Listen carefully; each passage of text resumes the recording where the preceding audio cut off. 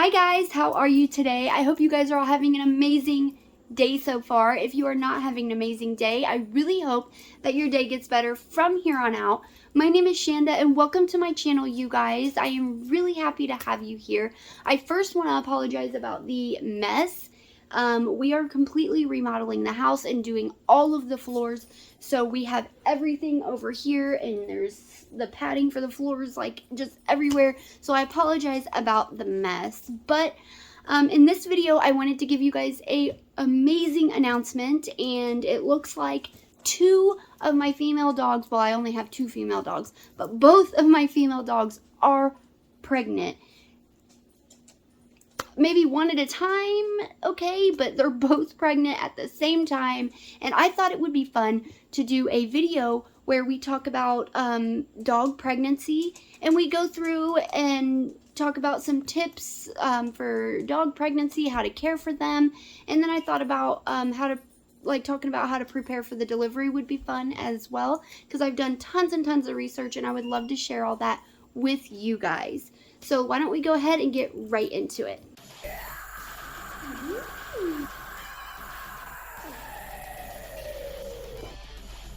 Before we start, I actually wanted to tell the story about how my dogs got pregnant. This is Kira. She is one of the pregnant ones.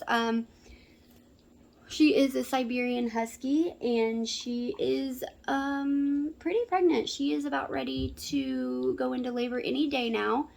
But I never actually fixed her because I've always wanted to breed her with a male husky, so I've never actually fixed her, and I've always only had two female dogs, so it never really mattered to me because I didn't have a male around and I wanted to breed her, so I never fixed her. My other female dog is her name is Aurora, and she is a miniature American Eskimo. And I never got her fixed because she had a lot of issues when she was younger, and the vet recommended not fixing her because she didn't know if surgery would be best for her. So we just never fixed her, and like I said, I never had a male, so it didn't really wasn't really a thing that I had to do. Well, we did get Grizz recently, and I have done a couple of videos about Grizz. I will link them in the description box below. He has been through a lot, and he has a huge tumor on his left side, on his ribs, and we've been doing so much to make sure it's not cancerous and to try and raise money for his surgery. But I'll link those videos down below. But because of all that, he wasn't able to get fixed as well. And when he was about 8 months old, he got both of them pregnant. A day apart, actually. So now we have 2 litters of puppies coming, and woo! So I decided to make this video. I've done tons and tons of research, and I decided to make this video because I thought it would be great for people who have or who are having puppies for the first time. And so I got all of my research together, and I'm going to put it all in this video for like pregnancy and preparing for the delivery. And then when the girls go into labor, we will film that as well. We'll do a video, and then we'll talk about how to help them and stuff in that video. So why don't we go ahead and get started. Okay, you guys, the first thing that I wanted to talk about was how to care for your female dog while she is pregnant. And a couple things that I learned that I thought was pretty cool was you are supposed to feed your dog regular dog food for the first 3 to 4 weeks, but then you're supposed to switch over to puppy food, and puppy food is really, really good for the female dog, and it's really good for the growing puppies inside as well. Hi, baby. So I thought that was really cool. And another thing about feeding your girl dogs is to feed them several meals a day, but a lot smaller. I used to feed breakfast and dinner for my dogs, but I was noticing they were barely eating it, and after I did all the research, I was like, oh, duh. So you're actually supposed to feed them several meals throughout the day and feed them a lot smaller quantities. And I found that just leaving the bowl out for them, hey baby, is a lot better. So they can just eat what they want all day long. Hi, honey. because it's a lot better, because the puppies are actually in the belly in the belly, and they have like barely any room for food, so they have to eat just a little bit at a time. So that's another really cool tip that I wasn't aware of. Of course, one of the other things that you want to do is see if you can get your girl into the vet and just have her checked out, have a checkup, make sure she is healthy and everything is good. And of course, when my girls got pregnant, I wanted to take Aurora in because she's actually a lot smaller than Grizz, and I was a little worried that dynamic from him being so large and her not being so big would harm her, but they said and they assured me that she should be fine, so that's good. But I did just take them in just for a checkup, just in case, and it is a good idea. But I know a lot of people, it's hard and vets are expensive, but if you can, it's a good idea to take them in just to get a checkup. And of course, some people like to get an ultrasound. You can get an ultrasound, but they are really expensive. I didn't get one, but you can, and I'm sure it's cool looking. Of course, another thing you want to do is increase their water. Just give them as much water as they need. Make sure their water bowl is never empty or close to empty. It's just really important for them to have as much water as they could possibly need. And another thing is mild exercise. It's really, really good and a great idea to take your female dog on a little walk every day, because that is really good for them and the exercise really helps. Another thing is keeping them very, very clean. So it's a great idea to give them regular baths. You don't want to bathe them too much, because they lose their natural oils, but to keeping them very clean, especially around when it's time for her to give birth, is a really good idea. So probably around 58 days, I would give a bath just to make sure she's nice and clean. Another good idea is to try and keep the stress level really low in the house. That's a great idea because, of course, your dogs can feel that, and stress is not good for them, just like it's not good for women when they're pregnant. So do your best to try not to yell around them and keep a nice calm voice all the time, and that really helps a lot, actually. Another thing that is really good and was suggested to me is when your girl gets about 58 days and you give them a bath and get them ready, another great idea is to actually cut the hair around the nipples, because it's harder for the puppies to actually find the teat and actually be able to nurse. So it's a great idea to cut the hair around it, and that way it'll be a lot easier for the puppy. So we're actually going to do that here in just a minute. A couple good ways to tell if your little girl is going into labor is, one, start taking their temperature every day around 58 to 60 days. Dog's temperature usually runs from 99.5 to 101 degrees. And when you take their temperature, if it is down to 97 to 98, then you want to take it again in the next hour. And if it's again 97 to 98, then they're probably going into labor. Another good way to tell is that they'll be really clingy.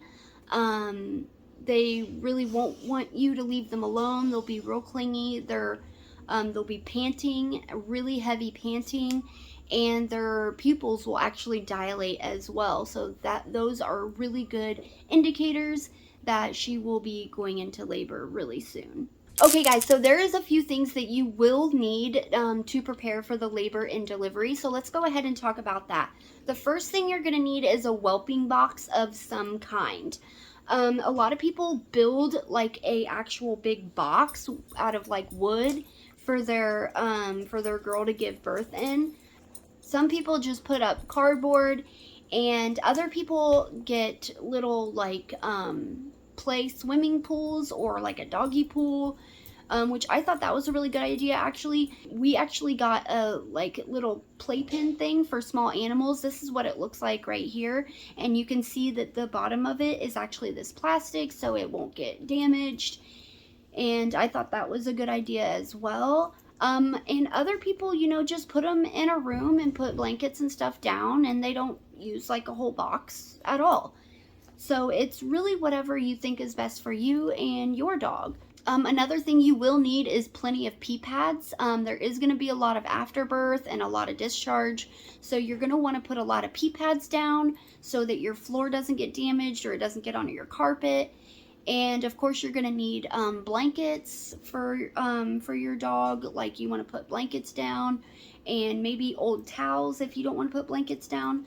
That would be a good idea to make sure she's comfortable and to be able to keep the dogs or the puppies nice and warm after they come out.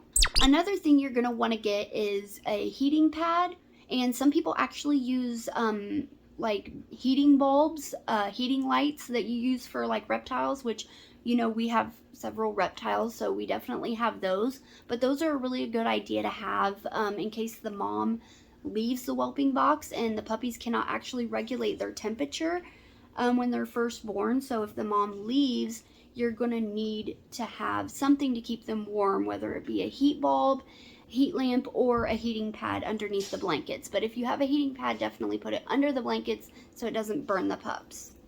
You're also going to want a pair of scissors, and you want these scissors to be sterilized. So a good idea is to boil those scissors for about 15 minutes to make sure they're sterilized.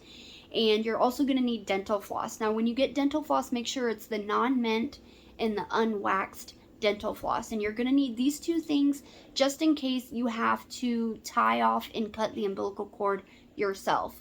Usually the mom will take care of that, but just in case she doesn't, you need to do that yourself, that's a good idea to have those. Another thing you're going to need is a nasal aspirator that they use for babies, or some people call it a bulb syringe. You're going to want one of these in case the airways don't get clear and there's a lot of fluid in there. You're going to have to like suck the fluid out from their throat so they can start to breathe. Another thing you're going to want to get is a little kitchen scale that like weighs out your meat. And a lot of people actually go out and buy like a puppy scale, but I think just a little kitchen scale will be fine, so you can weigh the puppies when they come out.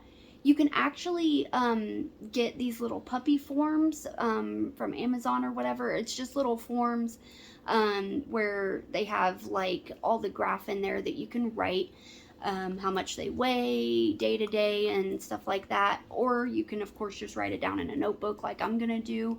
You can also get these little puppy collars from Amazon. It's like $10 for like 10 different tiny puppy collars, just so you can tell the difference between the puppies if you wanted to do that. You're also going to want to get a puppy milk replacement of some kind, just in case the mother is not producing enough milk, or she's not feeding a puppy, or a puppy's not able to nurse. It's a good idea to have a little bottle and a puppy milk replacement as well. And you're also going to want a pair of gloves. I would think I've seen people do it before without gloves, but I mean, it's probably a good idea to wear gloves just to make sure everything is sterile. So that's about everything that I have on my list that you might need during the labor and delivery process. If you guys have anything else that you think that we might need, or you might need for this, then definitely let me know in the comment section down below. Another thing that I thought would be really fun is to go through the pregnancy of a dog week by week. So of course the first week is conception, where they actually get tied together. The second week you might notice your dog being more affectionate, or maybe possibly a little bit moody. The third week, the embryos are actually implanted on the third week, and the eggs begin to grow and develop, and then your girl might get a little bit of breasts, and she might have a little bit of mood swings. The fourth week, the uterus actually fills with this fluid to protect the pups. And during the fourth week is when you want to offer more food, and you also want to change it to puppy food as well. Week 4 is also when the puppy's spines start to develop and they start getting facial features as well. The 5th week, the mommy's belly is going to get bigger and more swollen, and the 5th week is where the puppy grows legs and little feet, so that's when they will develop legs and feet. And the 5th week is also when the puppy's sex organs develop as well. During week 6, the mom is going to get a lot less comfortable. She might vomit on occasion, and she's going to have a clear fluid discharge. And week 6 is also when the puppy's eyes and eyelids start to form. During week 7, the mommy's breasts are going to get a lot bigger and more swollen. They might leak some colostrum from their nipples. The mommy is going to get a lot more tired, a lot easier.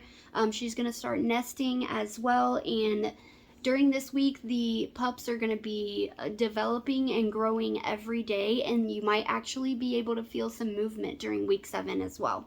During week 8, the mommy is going to be nesting a lot during this week. You want to offer her as much food as she will eat. And the puppies are actually getting their fur during this week, and they're going to be more active inside the belly, and they're actually changing position for birth during week 8. During week 9, the puppies are fully developed. They're going to be ready to come out any day now. The mom is going to be really restless during this week. She's going to stretch out a lot because she's going to be a lot more uncomfortable. And this is probably around the time where you want to start taking her temperature and getting her ready for labor and delivery. So I thought that was something that was really fun. I thought it was really cool when I was doing my research to see how the puppies are developing each week. And I thought that would be really cool to share with you guys.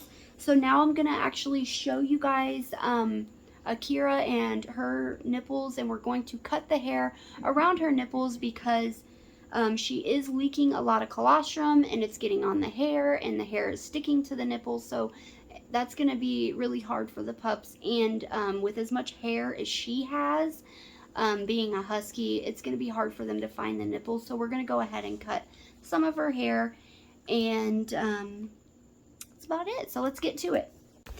So this is Akira. She is a Siberian Husky, and she is 58 days tomorrow. So actually she's 57 days, and she is just so big right now.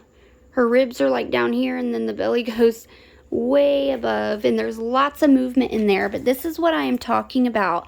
See, she has so much hair on her belly. You can barely see anything. So I'm gonna go ahead, and if you look right here, there is colostrum right here on the hair.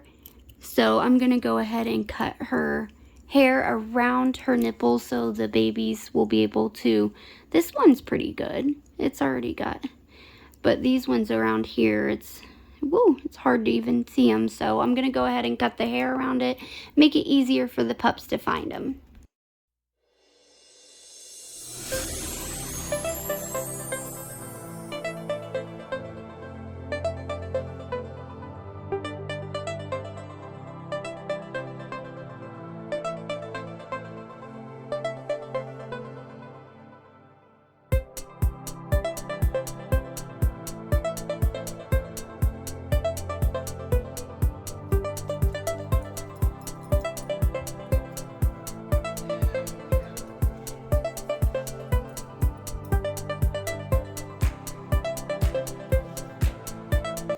Alright guys, this is Aurora. She is the other mommy, and she does not have as much hair on her belly at all like Akira does.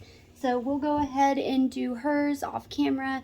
And that is pretty much everything for this video, you guys. Like I said, the next video, we will film them going into labor and actually having the puppies, and I will give you guys all the tips and everything that I have learned on how to assist the moms with birthing the puppies, or whelping they call it, whelping the puppies if you need to assist them, and also how to revive a puppy if you need to.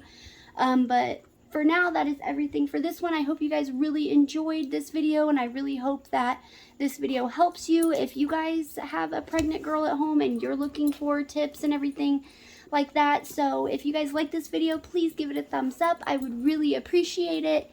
And if you have any comments or tips or anything for me, definitely leave those in the comment section down below. I love hearing everything that you guys have to say about everything that we talk about on this channel.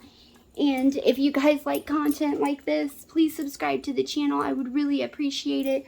I'm sorry, the whole time I'm sitting here trying to do my outro, he is sitting here like pawing at me and stuff and trying to shake, but oh, what'd I do? Oh. But anyway, that is everything for this video. So thank you guys so much for watching, and I will see you guys in the next video. And remember, guys, in a world where you can be anything, please be kind to each other. Love you guys. Bye.